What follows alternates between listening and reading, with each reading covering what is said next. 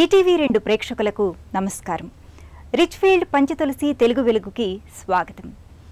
ఆ సరస్వతి రూపు ప్రత్యక్షమనరించు ప్రథమ భాష, నన్నయాదుల నుండి నవయుగ కవిదాకా ఆత్మశక్తిని గూర్చు అమృత భాష. ఆర్తితో భక్తితో ఆద్రతం పాడగా రాగానుకూలమౌ రమ్య భాష. గొడ్ల కాపరి కూడా గొంతెత్తి కోయిలై పద్యమాలపించు హృదయ భాష అంటూ తెలుగు భాష గొప్పతనాన్ని గొంతెత్తి ఆలపించాడు ఓ ప్రముఖ కవి. అటువంటి భాషపై మక్కువ పెంచే పలు ప్రత్యేక అంశాలను మీ ముందు ఆవిష్కరిస్తుంది నేటి తెలుగు వెలుగు.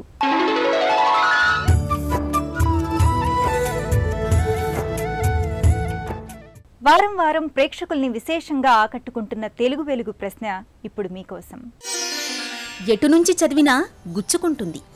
ఏ కందకం, బి కంటకం, సి మందమం, డి మంకమం. మీ జవాబు టీవీ అని టైప్ చేసి స్పేస్ ఇచ్చి మీ సమాధానం కందకం అయితే ఏ, కంటకం అయితే బి, మందమం అయితే సి, మంకమం అయితే డి అని టైప్ చేసి 56263579కి SMS చేయండి. ప్రశ్న మరోసారి, ఎటు నుంచి చదివినా గుచ్చుకుంటుంది. ఏ కందకం, బి కంటకం, సి మందమం, డి మంకమం. మీ జవాబు టీవీ అని టైప్ చేసి స్పేస్ ఇచ్చి మీ సమాధానం కందకం అయితే ఏ, కంటకం అయితే బి, మందమం అయితే సి, మంకమం అయితే డి అని టైప్ చేసి 56263579కి SMS చేయండి. తెలుగు భాషా సాహిత్యాలపై ప్రజలలో మక్కువ కలిగించటానికి పలువురు ప్రముఖులు తమదైన రీతిలో కృషి చేస్తున్నారు. మాతృభాషపై మమకారం ప్రోది చేసే అటువంటి ఓ కథనాన్ని ఇప్పుడు చూద్దాం. చిన్నారులకు ఆమె ఓ సంగీత నేస్తం. నేటితరం చిన్నారులకు మాతృభాష మాధుర్యాన్ని పంచే భాషామ తల్లి.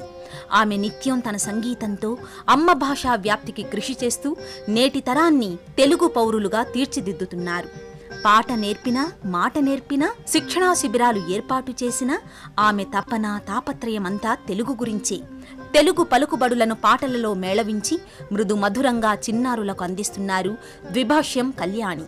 నేటి తరం పిల్లలందరూ కూడా ఆంగ్ల మాధ్యమంలో చదువుకుంటున్నప్పటికీ తెలుగు భాషను మర్చిపోకుండా మా సూర్యప్రభ సంగీత అకాడమీ ద్వారా నేను చెబుతున్న సంగీతంతో పాటు, శాస్త్రీయ సంగీతంతో పాటు వాళ్ళకి తెలుగు భాష మీద మక్కువ కలిగేలాగా బాలగేయాలు, చిన్న చిన్న శ్లోకాలు, తెలుగు వేమన పద్యాలు, సుమతి శతకాలు ఇలాంటివన్నీ కూడా సంగీతంతో పాటు చిన్నపిల్లలందరికీ కూడా నేను నేర్పిస్తున్నాను. చిన్ననాటి నుంచే సంగీతంపై ఎనలేని మక్కువ కనబరిచిన కళ్యాణి సంగీతంలో ఉన్నత విద్యను అభ్యసించి ఎంతో మంది చిన్నారులకు సంగీత పాఠాలను బోధించారు. కానీ నేటి చిన్నారులు మాతృభాషకు దూరమవుతున్న తరుణంలో సంగీతం ద్వారా భాషాభిమానం కలిగించడానికి తన కృషిని ప్రారంభించారు కళ్యాణి. చిన్నారులకు చిన్న చిన్న గీతాలు, పాటలు, బాలగేయాలు, పద్యాలను రాగయుక్తంగా పాడుతూ వారికి నేర్పుతూ ఉత్సాహాన్ని నింపుతున్నారు. తద్వారా మన మాతృభాషలోని మధురిమలను తెలియచేస్తున్నారు కళ్యాణి. చిట్టి చిల్కమ్మ అమ్మ కొట్టిందా, తోటకెళ్ళావా, పండు తెచ్చావా, గూట్లో పెట్టావా, గుడుకు మింగావా.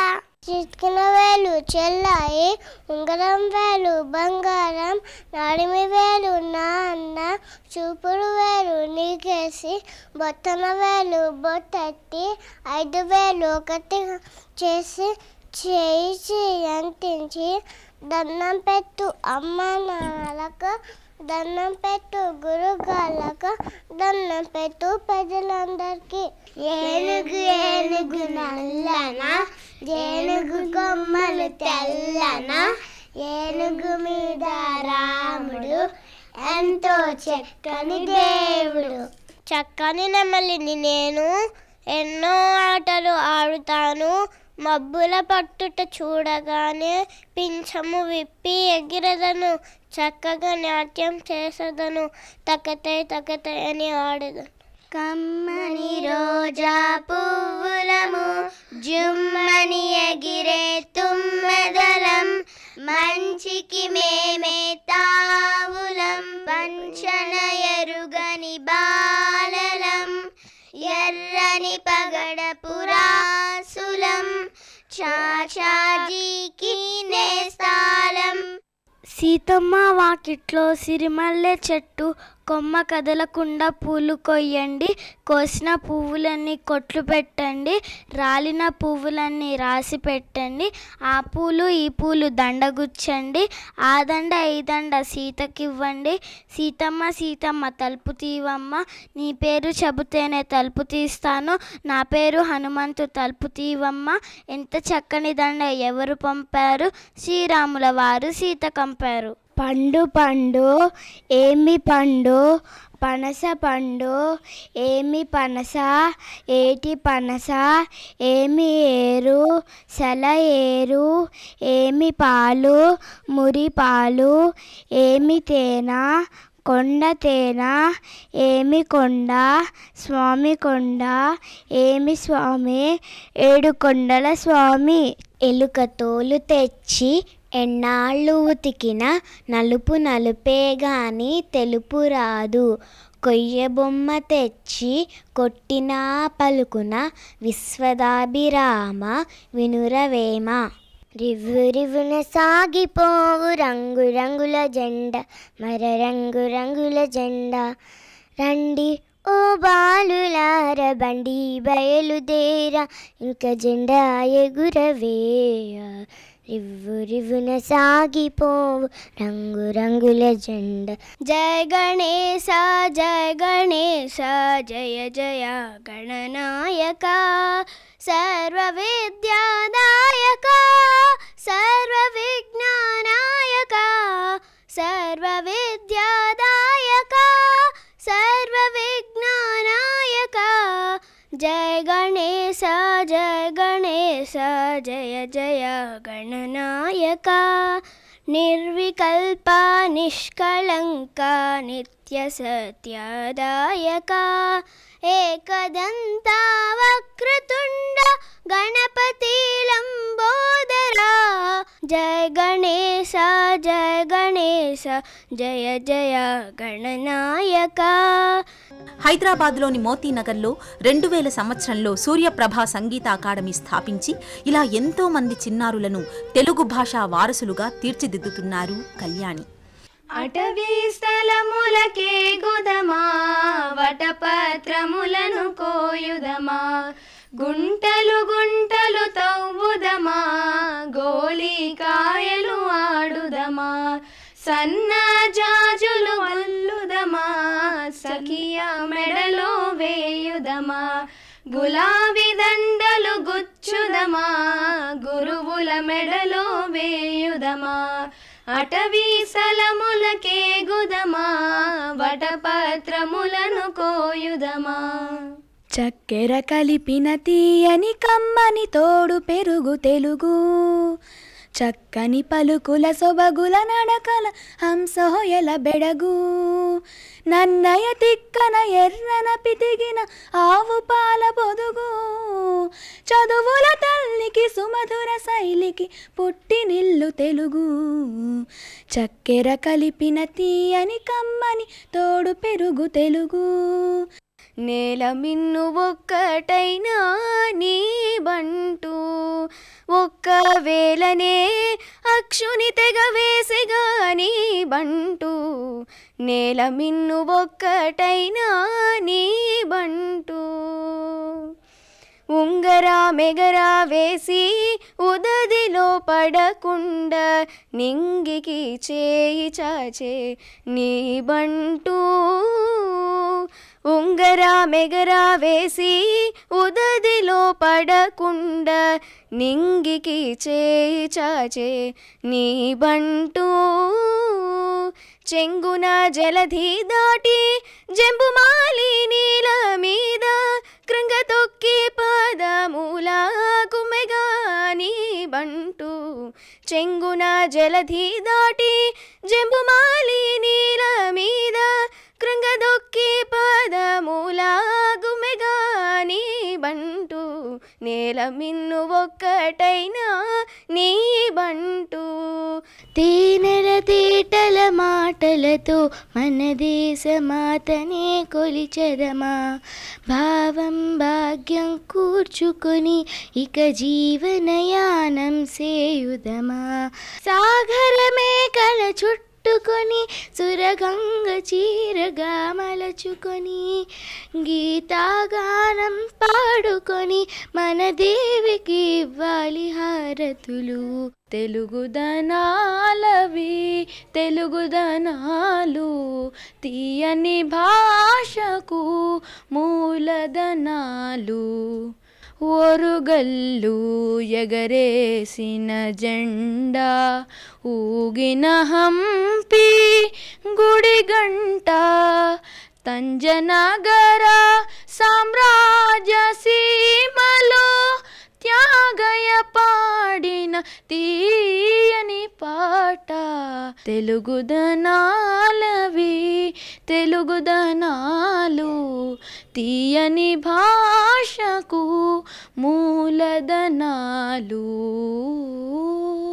ఇటీవల అమెరికాలోని 19వ తానా మహాసభలకు ప్రత్యేక గాయనిగా ఆహ్వానం అందుకుని ఎన్నో సుమధురమైన అన్నమయ్య కీర్తనలను ఆలపించి అక్కడి తెలుగువారిని పరవశింపచేశారు కళ్యాణి. అదే వేదికపై ఆమె పాడిన అన్నమయ్య కీర్తనల 2 సీడీలను అక్కడి హిందూ శాసనసభ్యురాలు తులసి గబ్బాడ్ ఆవిష్కరించారు. ఇలా భావితరాలకు తెలుగు సౌరభాలను అందిస్తున్న ద్విభాష్యం కళ్యాణి ఎన్నో సత్కారాలను కూడా అందుకున్నారు. కళ్యాణి తన కమనీయ సంగీతం ద్వారా భాషా ప్రచారం చేస్తున్నందుకు కళ్యాణికి అభినందనలు తెలుపుదాం. మరికొంతమంది ఈ మార్గాన్ని అనుసరించాలని కోరుకుందాం. ప్రత్యేకంగా ఇంట్లో కూర్చుని తెలుగు నేర్చుకోమంటే పిల్లలు నేర్చుకోకపోవచ్చు, కానీ కొంతమంది నేర్చుకుంటారు. ఎక్కువ ఆసక్తి చూపించకపోయినా ఇలా సంగీతం నేర్పించడం ద్వారా సంగీతంతో పాటు పిల్లలకు ఇలాంటి బాలగేయాలు అవి కూడా నేర్పడం వల్ల పిల్లలకు తప్పకుండా మాతృభాష మీద అభిరుచి కలుగుతుందని నేను ఆశిస్తున్నాను. అక్షరాలలో హాస్యరసం, పదాలలో పదునైన చమత్కారం నింపుకున్న భాష మన తెలుగు. ఆద్యంతం ఆసక్తికరంగా సాగే భాషా చమక్కులు ఇప్పుడు మీకోసం.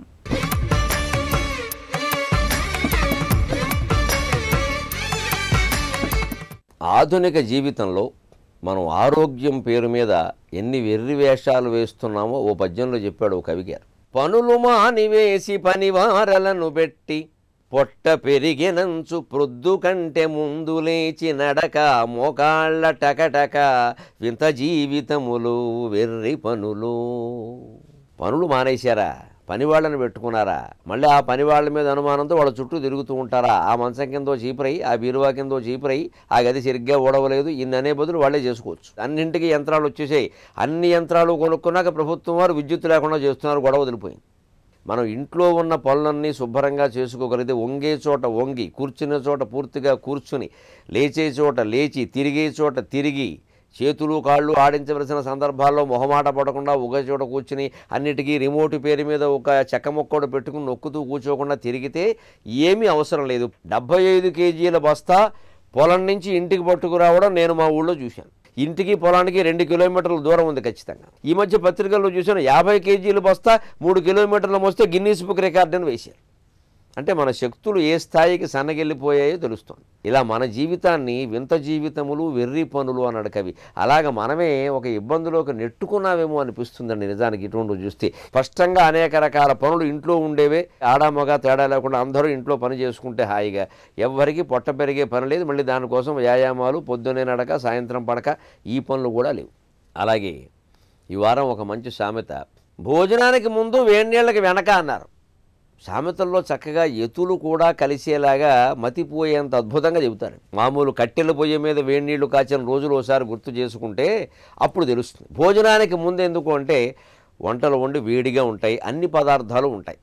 అంచేత మనం ముందు కూర్చుంటే కాస్త వేడన్నం, పై అన్నం కాస్త వేడిగా మంచి పొడపొడుగా పొడి పొడిగా ఉంటుంది. అంచేత భోజనానికి ముందు ఉండాలి అన్నారు. వెనకాల వెళ్ళామనుకోండి, కూర అయిపోయిందండి అని చెప్పి అడుగునేలా గీకి పెడుతూ ఉంటారు, మనకి చిక్కగా ఉంటుంది. అన్నం కూడా అంతే. అంచేత భోజనానికి ముందు అన్నారు. వేడి నీళ్ళకి వెనక ఇది చాలా విచిత్రమైన విషయం. కట్టెల పొయ్యి మీద నీళ్లు కాచే రోజుల్లో పల్లెటూళ్ళలో పెద్ద కాగు పెట్టేవారు. ఆ ముందు పోసుకున్న వాళ్ళందరూ ఖచ్చితంగా తర్వాత వాళ్ళకి నీళ్లు కావాలి కాబట్టి మళ్ళీ చన్నీళ్ళు అందులో పొయ్యాలి. అంచేత కొంచెం ఆలస్యంగా లేచి చివరిలో వేడి నీళ్లు పోసుకుంటే 2 ప్రయోజనాలు. ముందు పోసుకున్న వాళ్ళకి చెప్పేవాడు, ఒరే తర్వాత చాలామంది ఉన్నారు, ఉన్నవన్నీ పోసేసుకోకండి, కాగులో సగమే అని చెప్పేవారు. అంటే సగమే పోసుకోవాలి, ముందు వాళ్ళు ఎక్కువ పోసుకుందుకు వీలేదు. పైగా దాన్ని మళ్ళీ నింపాలి. అందరికంటే చివరిలో పోసుకుంటే ఒక ప్రయోజనం ఏమిటంటే కాగుడు నీళ్లు పోసుకోవచ్చు. ఎందుకంటే వాడికంటే ముందు పోసుకునేవాడు కూడా నీళ్లు పోస్తాడుగా అందులో. అందుకని కాగుడు నీళ్లు శుభ్రంగా పోసుకోవచ్చు, బాగా కాగాక పోసుకోవచ్చు, ఇంకాసేపు ఎక్కువ పడుకోవచ్చు. దానికి తోడు ఇంకోటి మళ్ళీ నీళ్లు పోయక్కర్లేదు, ఇంక వాడి తర్వాత ఎవరు లేరుగా. ఇది అందుకని వేనీళ్ళకి వెనక. సరిగ్గా ప్రాస కూడా చూడండి, భోజనం ముందు, వేనీళ్ళు వెనక, వే భోము సరిగ్గా శాస్త్రం ప్రకారం యతిప్రాసలు కుదిరేటువంటి అక్షరాలు. అంత పద్ధతిగా సామెతలు సృష్టించారు. ఒక్క సామెతలు కనుక మన పిల్లలకి మనం నేర్పగలిగితే తెలుగు భాషలో ఉండేటువంటి ఆయువు పట్టంతా వాళ్ళకి దొరికినట్టే, వాళ్ళ జీవితాలు కూడా అత్యంత మనోధైర్యంతో హాయిగా ఉంటాయి. అలాగే ఈ వారం ఒక మంచి జాతీయం, పిల్లిశీలం నమ్మలేం అన్నారు. దీన్ని మామూలు వాళ్ళు లోకంలో అనడం కాదు. పాండురంగ మహత్యంలో నిగమశర్మ కథ రాస్తూ తెనాలి రామకృష్ణుడు, శీలమిది ఎల్ల పిల్లుల శీలమనుచు చదువులవి ఎల్ల చిల్కల చదువులనుచు. శీలం ఆయన నిగమశర్మ శీలం పిల్లి శీలం అండి, వాడు చదువు చిలక చదువు అండి అన్నాడు. ఏమిటి పిల్లి శీలం అంటే? విచిత్రమైన మాట ఇది. ఆడపిల్లి మగపిల్లి కలిసినప్పుడు మీరు చూడండి, అలా దగ్గరగా ఏకాంతంగా ఉన్నప్పుడు రెండూ మొహమాట పడిపోతూ ఉంటాయి. చాలా ప్రవృత్తి గమనించి పెట్టారు ఈ సామెత. ఏమిటో ఇష్టం లేనట్టు, ఒకటి సుఖమహర్షి ఒకటి అష్టావక్రుడు అయినట్టుగా అటోటి ఇటోటి అయినట్టుగా ఉంటాయి, మళ్ళీ కలుస్తూనే ఉంటాయి. అంచేత పైకి ఇంద్రియ నిగ్రహం ఉన్నట్టు, అసలు ఆడవాళ్ళంటే గిట్టనట్టు, ఆమెడ దూరంలో ఉంటేట్టు కొంతమంది మాటలు మాట్లాడుతూ ఉంటారు. పైకి బహిరంగంగా అలాగే ఉంటారు, లోపాయికారిగా వ్యవహారాలు నడిపిస్తారు. అటువంటి వాడిని పిల్లిశీలం అంటారు ఖచ్చితంగా. భాషా నుడికారానికి, శబ్ద సౌందర్యానికి, సంగీత శ్రావ్యతకు నిలువుటద్దాలు చలనచిత్రాల పాటలు. ఆ పాటల్లోని భాషా విశేషాలు ఇప్పుడు చూద్దాం.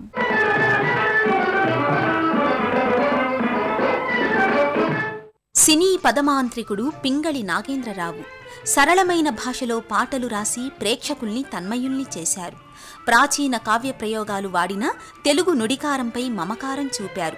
పాతాళ భైరవి చిత్రంలో కలవరమాయే మదిలో నా మదిలో పాట ప్రేక్షకుల్ని హాయిగా తీయగా తెలుగు పదాల వెంట పరుగులు తీయిస్తుంది. కలవరమాయే మదిలో నా మదిలో, కలవరమాయే మదిలో నా మదిలో, కన్నులలోన కలలే ఆయే మనసే ప్రేమ మందిరమాయే, కలవరమాయే మదిలో నా మదిలో,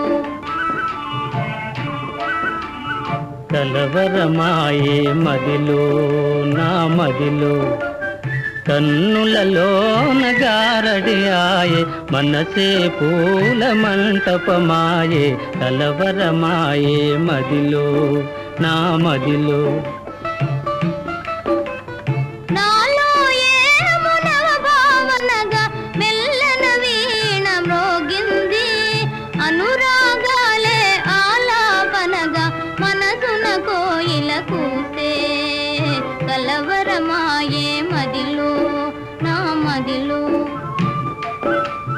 నాలో ఏము నవరసరాగం పిల్లన గ్రోవి ఊరింది, మోహాలేవో మోసులు వేసి ఊహాగానము చేసే, కలవరమాయే మదిలో నా మదిలో. ఎక్కడా ఘాటైన పదాలు లేని ఈ యుగళ గీతం మధురంగా సాగిపోతుంది. నాయకుడు తోటరాముడు, నాయిక రాజకుమారి.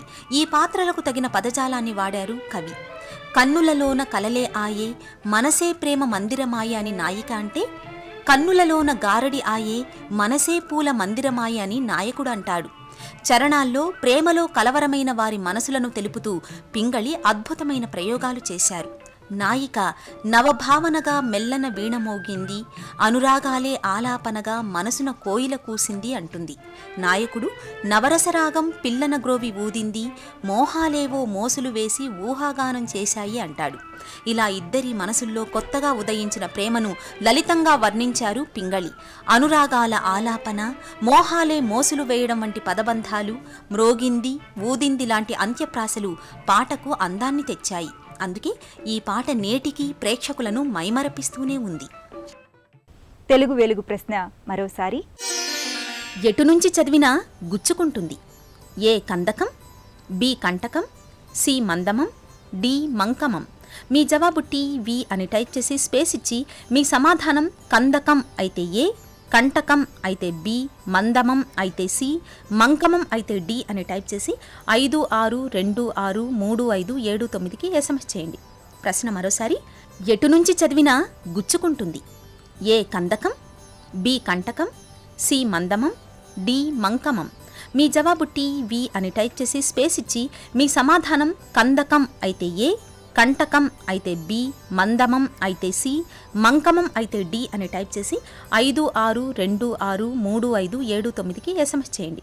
గత వారం ప్రశ్నకు సమాధానం భాషా మనుగడకు వ్యవహర్తలు చాలా ముఖ్యం కనుక ఈ ప్రశ్నకు సరైన సమాధానం ఏ.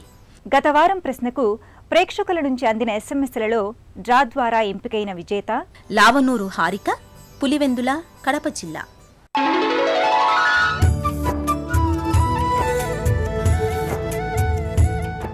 తెలుగు ప్రచారోద్యమంలో భాగంగా విశిష్టమైన ప్రయోగాలు చేస్తున్న వారు ఎందరో ఉన్నారు. అటువంటి వారికి తెలుగు వెలుగే గొప్ప వేదిక. ఆలస్యం ఎందుకు, వెంటనే మీ వివరాలు తెలియచేయండి. మీరు సంప్రదించవలసిన ఫోన్ నెంబర్ 9394489229.